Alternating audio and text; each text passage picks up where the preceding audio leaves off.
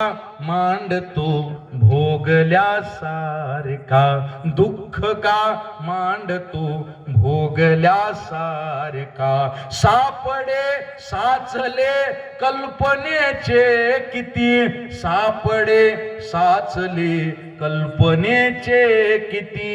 हुंदका हिंडतो पोरक्यासारखा, काव्यथा मांडतो भोगल्यासारखा. झाड वाढेलही ओल भेटेलही, झाड वाढेलही ओल भेटेलही. आत जा तू जरासा मुळासारखा, काव्यथा मांडतो भोगल्यासारखा. दुःख अडवायला उंबऱ्यासारखा, दुःख अडवायला उंबऱ्यासारखा. मित्र वणव्यामध्ये गारव्यासारखा, मित्र वणव्यामध्ये गारव्यासारखा. वाट चुकणार नाही जीवनभर तुझी, वाट चुकणार नाही जीवनभर तुझी. एक तू मित्र कर, एक तू मित्र कर आरशासारखा. मित्र वणव्यामध्ये गारव्यासारखा. आत्महत्याच करणार नाही कुणी, आत्महत्याच करणार नाही कुणी. मित्र असला जवळ जर मनासारखा, मित्र वणव्यामध्ये गारव्यासारखा. कावुगा हिंडतो देव शोधायला. या कवितेचे जवळजवळ 2 कोटी व्हिडिओ तयार झाले. इंस्टाग्राम, यूट्यूब, फेसबुक, कथेत, कीर्तनात, तमाशात, लावणीत, वडाप मध्ये, लग्नात लोक नाचले या कवितेवर. आता पुणे विद्यापीठाला अभ्यासक्रमाला लागली ही कविता. पण मला माझ्या कवितेचा आनंद तेवढा नाही झाला. मला माझ्या कवितेचा अभिमान कधी वाटला तुम्हाला परभणी माहित आहे का? परभणीवरनं संध्याकाळी 5:30 वाजता मला एक फोन आला. मला म्हटला दादा 2 मिनिटं वेळ आहे का? म्हटलं बोला.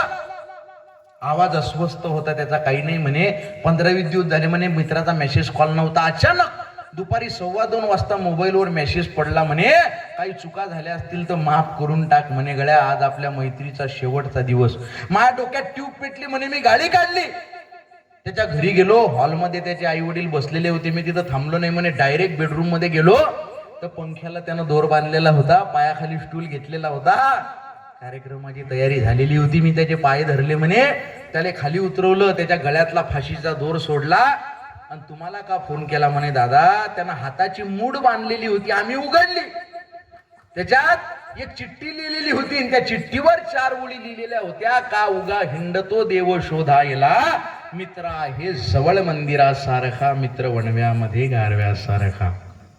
अबे म्हटलं मग त्याच्याकडे दे, मी त्याला जरा मोटिवेट करतो. नाही म्हणे दादा वातावरण तापलेलं आहे, आताच घटना घडलेली आहे. पण त्याच्या आईनं मेसेज दिलेला आहे म्हणे, ज्या कोण्या कवीनं ही कविता लिहिलेली आहे त्याला एकदा आपल्या घरी आण म्हणे, मला मायेनं त्याच्या डोक्यावर हात ठेवायचाय.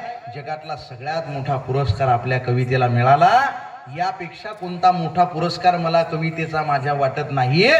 कारण मैत्रीसाठी पुराणातल्या कथांची गरज नाही. तुमच्या गावामध्ये सुद्धा तुम्हाला कळेल मैत्री काय असते. माझे आजोबा जग सोडून गेले. मी का म्हणतो ही शेवटची पिढी आहे. माझ्या कवितेनंतर मला वाटलं होतं साहेब मला तरुणांचे फोन येतील. मला कुणाचे फोन आले माहित आहे? ही मैत्री कविता ऐकून ज्येष्ठांचे म्हाताऱ्या लोकांचे फोन आले. मला पुण्यावरनं एका 84 वर्षाच्या आजोबांचा फोन आला. मला म्हटले आय एम रनिंग 85. मी 85 वर्षाचा हिरवागार तरुण आहे म्हणे.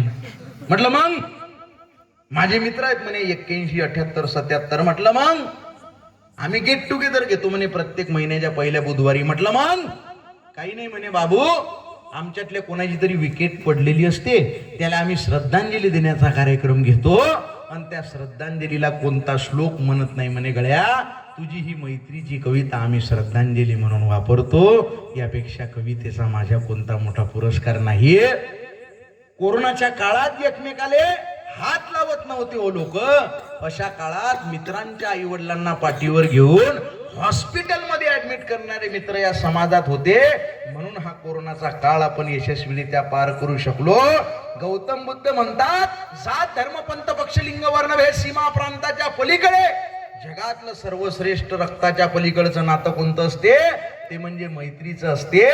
आणि ते मैत्रीचं नातं जपणं फार गरजेचं असतं. मित्र गरीब असतो, मित्र श्रीमंत असतो, मित्र हुशार असतो, मित्र मंद असतो, पण तो जोपर्यंत सोबत आहे ना दादा, दुःखासाठी काळजाचा दरवाजा बंद असतो. मित्र शंभळा जरी असला ना, तो तुम्हाला कधी आत्महत्या करू देणार नाही. म्हणून एक तरी आपला मित्र असला पाहिजे आणि मरेपर्यंत तो आपण जपला पाहिजे. एकदा फक्त हात वर करा बरं, कुणाकुणाला जीवलग मित्र आहे किंवा मैत्रीण आहे. क्या बात आहे. एवढ्या लोकांनी हात वर केला, हात खाली करा. मला अभिमान वाटला तुमचा. महाराष्ट्रभर एवढे कार्यक्रम केले, पण एवढे हात वर करणारे लोक मला पहिल्यांदा बघायला मिळाले.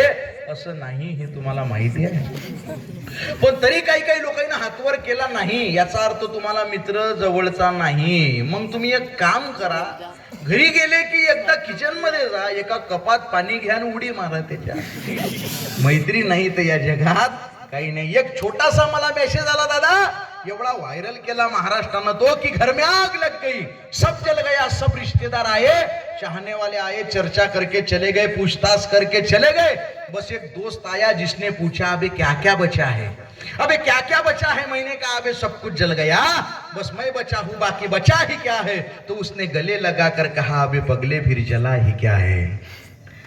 मित्र वनव्यामध्ये गारव्या सारखा. छत्रपती संभाजी महाराजांचा मित्र कोण कोण. कवी कलश. म्हणजे तुमचे चांगले पोरं अभ्यासू आहेत. संभाजी महाराज माहित आहेत का तुम्हाला. छावा चित्रपट कोण कोण पाहिला. छावा. क्या बात आहे. हात खाली करा.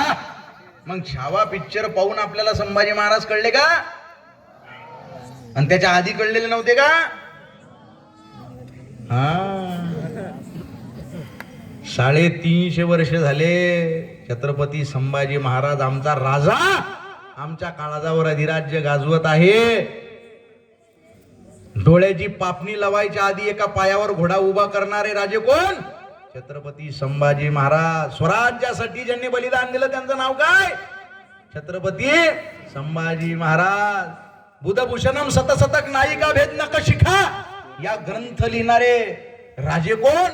छत्रपती संभाजी महाराज.